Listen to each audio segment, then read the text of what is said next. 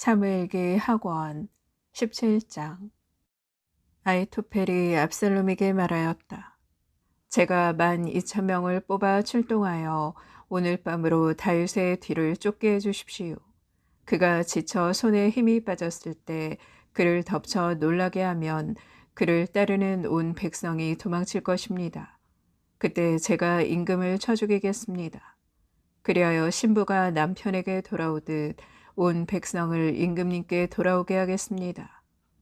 임금님께서 바라시는 것은 한 사람의 목숨뿐이니 온 백성은 안전할 것입니다. 이 말이 압살롬과 이스라엘 모든 원로에게 옳게 여겨졌다.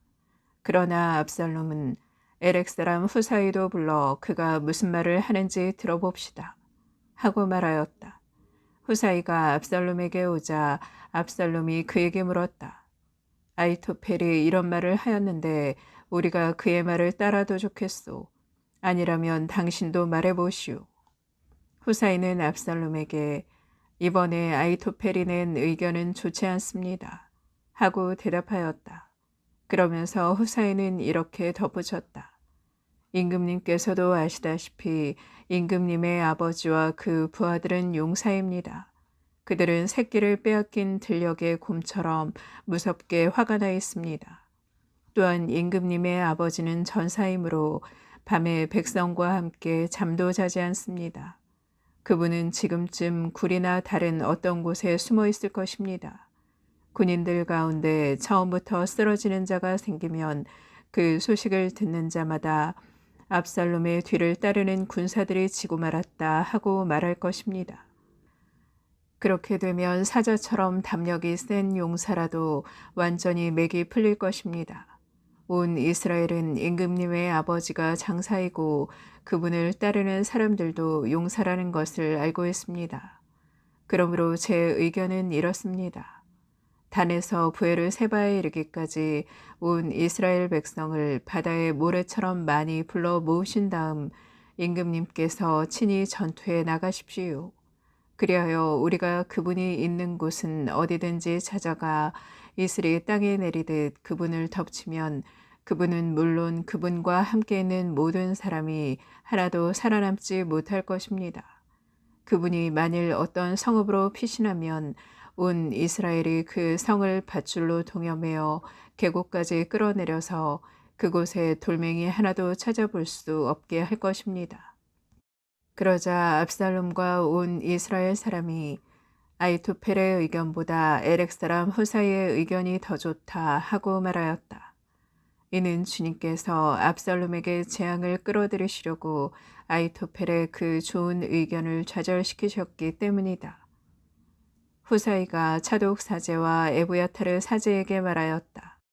아히토펠이 압살롬과 이스라엘의 원로들에게 이러이러한 의견을 내놓았으나 나는 이러이러한 의견을 내놓았소. 그러니 이제 서둘러 다윗 임금님께 사람을 보내어 오늘 밤 광야의 길목에 묵지 마시고 반드시 그곳을 건너가셔야 합니다. 그러지 않으시면 임금님께서는 물론 임금님과 함께 있는 온 백성이 전멸할 것입니다. 하고 전해 주십시오. 한편 요나탄과 아히마아스는 엔 로겔에 서 있다가 한 여종이 와서 그들에게 소식을 전하면 그들이 다시 다윗 임금에게 가서 그것을 전하기로 하였다. 그들이 도성에 들어가다가 들켜서는 안 되었기 때문이다. 그러나 젊은이 하나가 그들을 보고 압살롬에게 일러 바쳤다. 그래서 그들 두 사람은 얼른 거기를 떠나 바후림에 사는 어떤 사람의 집에 들어갔다. 마침 그 집에는 우물이 있어서 그들은 그리로 내려갔다. 그러자 그 집 여인이 덮개를 가져와 우물에 아귀를 덮고 그 위에 나달을 널어놓아 아무도 눈치채지 못하게 하였다. 그때 압살롬의 부하들이 그 집에 들어와 여인에게 아히마아스와 요나탄이 어디에 있느냐 하고 물었다. 여인이 그들에게 개울물을 건너갔습니다 하고 대답하였다. 그들은 두 사람을 찾다가 찾아내지 못하고 예루살렘으로 돌아갔다. 그들이 떠난 다음에 두 사람은 우물에서 올라와 다윗 임금에게 가서 보고하였다. 그들이 다윗에게 아히토펠이 여러분을 해칠 의견을 이렇게 내놓았으니 어서들 일어나 물을 건너가십시오. 하고 말하였다. 다윗은 자기를 따르는 온 백성과 더불어 일어나 요르단을 건넜는데 아침이 밝기까지 요르단을 건너지 못한 사람은 하나도 없었다. 아히토펠은 자기의 의견대로 되지 않은 것을 보고는 나귀의 안장을 얹고 일어나 제 고향 성읍으로 돌아갔다. 그는 집안일을 정리한 다음 목을 메고 죽었다. 그리고 그는 제 아버지의 무덤에 묻혔다. 다윗이 마하나임에 이르렀을 때에야 압살롬은 자기를 따르는 모든 이스라엘 사람과 함께 요르단을 건넜다. 압살롬은 요압 대신에 아마사를 내세워 군대를 지휘하게 하였다. 아마사는 이스마엘인으로서 이트라라고 하는 사람의 아들이었는데 이트라는 요압의 어머니 츠루야의 자매인 나하스의 딸 아비가일과 혼인한 사이였다. 이스라엘 백성과 압살롬은 기랏 땅에 진을 쳤다. 다윗이 마하나임에 이르렀을 때 암몬 자손들의 성읍 라빠에서 나하스의 아들 소비가, 로 드바로에서 암미엘의 아들 마키르가, 로굴림에서 기랏 사람 바르질라이가 찾아왔다. 그들은 침상과 접시와 질그릇을 가져오고 밀과 보리, 밀가루와 볶은 밀, 콩과 팥, 꿀과 엉긴 젖, 그리고 양과 쇠고기를 다윗과 그를 따르는 백성에게 먹으라고 내놓았다. 그들은 그 백성이 광야에서 굶주리고 지치고 목말랐을 것이라고 생각하였기 때문이다. 사무엘기 하권 18장.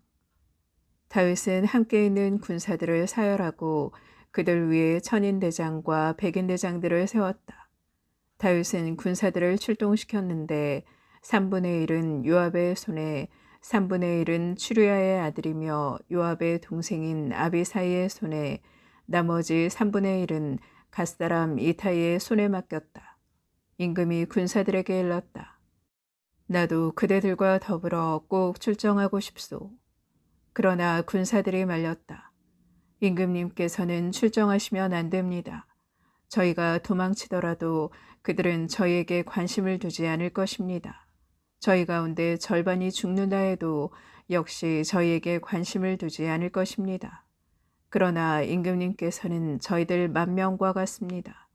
그러니 임금님께서는 이 성읍에서 저희를 지원하시는 것이 더 낫습니다. 그러자 임금은 그들에게 그러면 그대들 보기에 좋은 대로 하겠소. 하고는 모든 군사가 100명씩 1000명씩 출전하는 동안 성문 곁에 서 있었다. 임금이 요압과 아비사이와 이타이에게 분부하였다. 나를 보아서 저 어린 압살롬을 너그럽게 다루어 주시오. 임금이 압살롬에게 관하여 모든 장수에게 분부하는 것을 군사들도 다 들었다. 군사들은 이스라엘인들과 싸우려고 들판으로 나갔다. 싸움은 에프라임 숲에서 일어났다. 거기에서 이스라엘군은 다윗의 부하들에게 패배하여 그날 그곳에서 20,000명이 죽는 큰 사륙이 벌어졌다. 싸움은 그곳 전 지역으로 번져 그날 칼이 삼켜버린 사람들보다 숲이 삼켜버린 사람들이 더 많았다. 압살롬이 다윗의 부하들과 마주쳤다. 그때 압살롬은 노새를 타고 있었다. 그 노새가 큰 향엽나무에 얽힌 가지들 밑으로 들어가는 바람에 그의 머리카락이 향엽나무에 휘감기면서 그는 하늘과 땅 사이에 매달리게 되고 타고 가던 노새는 그대로 지나가 버렸다. 어떤 사람이 그것을 보고 요압에게 알려주었다. 압살롬이 향엽나무에 매달려 있는 것을 보았습니다. 요압이 소식을 전해준 그 사람에게 말하였다. 그를 보았다면 어찌하여 그 자리에서 그를 내리쳐 땅에 쓰러뜨리지 않았느냐. 그랬더라면 내가 너에게 은전 연립과 띠 하나를 주었을 것이다. 그러나 그 사람이 요압에게 말하였다. 제가 은전 1000잎을 손에 쥔다 할지라도 왕자님께 손을 뻗치지 않았을 것입니다. 저희는 임금님께서 장군님과 아비사이와 이타이에게 나를 보아서 저 어린 압살롬을 지켜주시오 하고 분부하시는 말씀을 들었기 때문입니다. 제가 만일 목숨을 내걸고 배신 행위를 했다 하더라도 임금님께는 아무것도 숨길 수 없으니 장군님께서는 저에게 등을 돌리셨을 것입니다. 그러나 요압은 너하고 이렇게 꾸물거릴 시간이 없다고 말한 뒤에 표창 셋을 손에 집어들고 향염나무에 매달린 채 아직 살아있는 압살롬의 심장에 꽂았다. 그러자 요압의 무기병인 젊은이 10명이 둘러싸서 압살롬을 내리쳐 죽였다. 그러고 나서 요압은 나팔을 불어 군사들이 이스라엘인들을 추격하는 것을 그만두고 돌아오게 하였다. 요압이 군사들에게 싸움을 그치게 하자 그들은 압살롬을 들어다가 숲속 큰 구덩이에 던져놓고 그 위에 커다란 돌무덤을 쌓았다. 이스라엘인들은 저마다 제 집으로 도망쳤다. 생전에 압살롬은 내 이름을 기억해 줄 아들이었구나 하며 기념기둥 하나를 마련하여 세워두었는데 그것이 임금의 골짜기에 있다. 그가 이 기념기둥을 자기 이름으로 불렀기에 오늘날까지도 그것이 압살롬의 비석이라 불린다. 차독의 아들 아히마아스가 말하였다. 임금님께 달려가 주님께서 원수들의 손에서 임금님을 건져주셨다는 기쁜 소식을 전하게 해주십시오. 그러나 요압이 그를 말렸다. 오늘은 네가 기쁜 소식을 전할 사람이 아니니 다른 날 전하여라. 오늘 너는 기쁜 소식을 전하지 못한다. 왕자가 죽었기 때문이다. 그러고 나서 요압은 에티오피아 사람 하나를 불러 내가 가서 임금님께 본대로 알려드려라 하고 일렀다. 에티오피아 사람은 요압에게 절을 한 다음 달려갔다.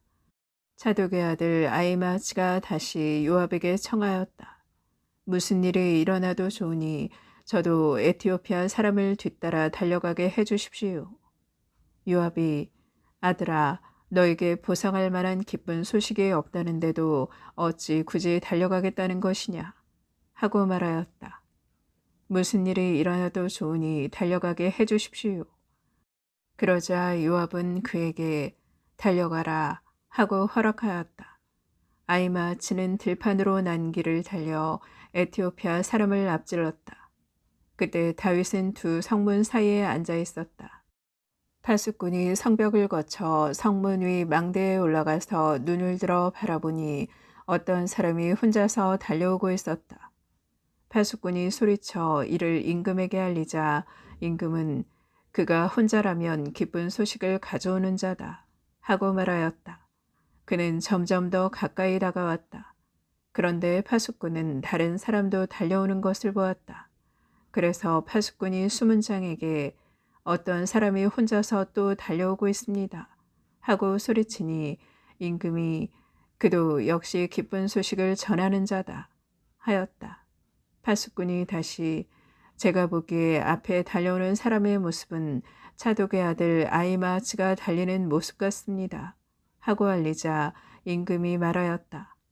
그는 좋은 사람이니 기쁜 소식을 가지고 올 것이다.